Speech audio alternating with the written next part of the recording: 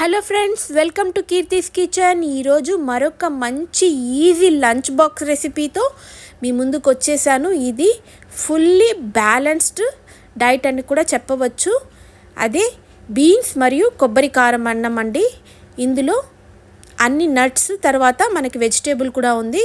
ఎలా చేయాలో చూసేద్దాం రండి. ముందుగా ప్యాన్ పెట్టుకొని 1 టేబుల్ స్పూన్ వరకు ఉద్దిపప్పు శనగపప్పును ఇక్కడ డ్రై రోస్ట్ చేసుకోవాలి. ఆయిల్ ఏమి యూస్ చేయాల్సిన అవసరం లేదు. 1 నిమిషం పాటు వేపుకొని తర్వాత ఇక్కడ రెడ్ చిల్లీస్ని కూడా ఇక్కడ నేను 10 వరకు యాడ్ చేసుకుంటున్నాను. మీ కారాన్ని బట్టి మీరు కూడా యాడ్ చేసుకోవచ్చు.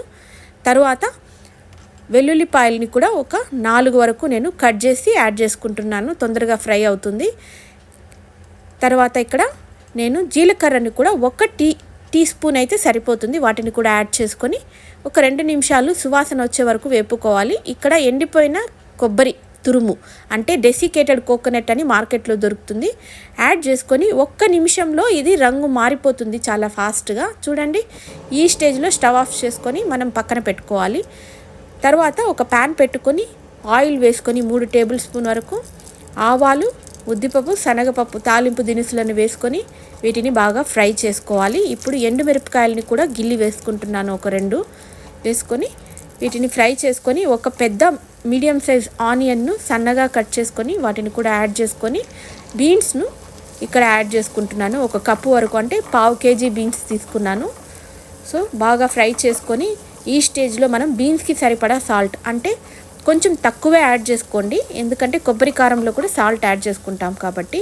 ఇక్కడ నేను 1/2 టీ స్పూన్ వరకు సాల్ట్ని యాడ్ చేసుకుంటున్నాను. సో ఒకసారి అలా కలుపుకొని ఇప్పుడు ముందుగా సిద్ధం చేసుకున్న కొబ్బరి కారం మిశ్రమాన్ని మనం మిక్సీ జార్లోకి తీసుకొని అందులో 1 టీ స్పూన్ సాల్ట్ని వేసుకొని ఇది పౌడర్ చేసి రెడీ పెట్టుకోవాలి. ఇప్పుడు ఈ బీన్స్లో వాటర్ యాడ్ చేసుకొని మూత పెట్టి ఒక 3 నిమిషాలు ఉడికిస్తే సరిపోతుంది. చూడండి, 3 నిమిషాల తర్వాత ఉడికిపోయింది కదా బాగా. ఇప్పుడు ఉడికించిన రైస్ని 1 కప్పుడు వరకు యాడ్ చేసుకొని ఒకసారి తిప్పుకొని కొబ్బరి కారంలో 1/2 వేసుకుంటున్నాను. ఇక్కడ నేను మొత్తం అవసరం లేదు, ఎక్కువే చేసుకున్నాం కాబట్టి 1/2 అంటే ఒక 4 టేబుల్ స్పూన్ వరకు కొబ్బరి కారాన్ని వేసుకొని కలుపుకుంటే అంతేనండి. ఎంతో టేస్టీ అయిన బీన్స్ కొబ్బరి కారం రైస్ అయితే రెడీ అయిపోయింది. ఇది చాలా బాగుంటుంది లంచ్ బాక్స్లోకి. ఒక్కసారి ట్రై చేయండి.